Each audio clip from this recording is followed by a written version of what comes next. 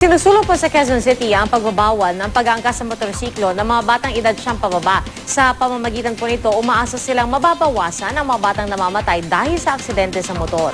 Balitang hatid ni Lea Alves.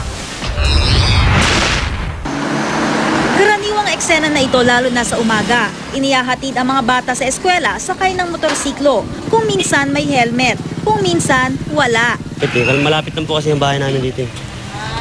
Pero pag malayo, yun, mag-helmet talaga. Ang delikado pa, ang maliliit na bata hindi abot ang footrest at hindi makakapit ng husto sa driver. Sa pagkasiliksik nga ng tanggapan ni Quezon City Councilor Melencio Castelo Jr., nasa 35,000 ang bilang ng mga batang nasasangkot sa mga aksidente sa kalsada kada taon. 15% o mahigit 5,000 sa bilang na ito, aksidente sa motorsiklo. Kaya naisimula ni Castelo sa Quezon City ang pagbabawal ng pag-aangkas sa motorsiklo ng mga bata na edad siyam pababa. Papayagan lamang ang mga edad 10 pataas kung una, nakasuot ang bata ng wastong helmet. Pangalawa, abot ng bata ang footrest. At pangatlo, kayang yumakap ng husto ng bata sa driver. Marami po akong nakakita mga bata nakasakay sa harap o sa likod ng mga riders.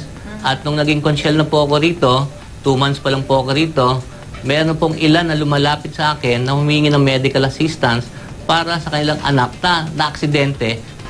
Ang problema lang ng ilan, wala naman silang ibang sasakyan na pwedeng ipanghatid sa kanilang mga anak. Ito yung pinakaano natin motor Panghatid natin sa mga bata yan kung babawalan yan di gagastos na naman tayo por susundo, di ba? Sa panukala, 1,000 ang multa sa first offense, 2,000 sa pangalawa at 3,000 sa pangatlo. At kapag naaksidente pa habang may angkas na bata, ang multa 5,000. Dapat ang unahin natin yung safetyness, no? Yung safe ng bata na pag-transport from the house to the school. Umaasa si Castelo na kapag naaprubahan ng City Council ang kanyang panukala, mababawasan ang mga batang namamatay dahil sa aksidente sa motorsiklo. Lea Alves, GMA News.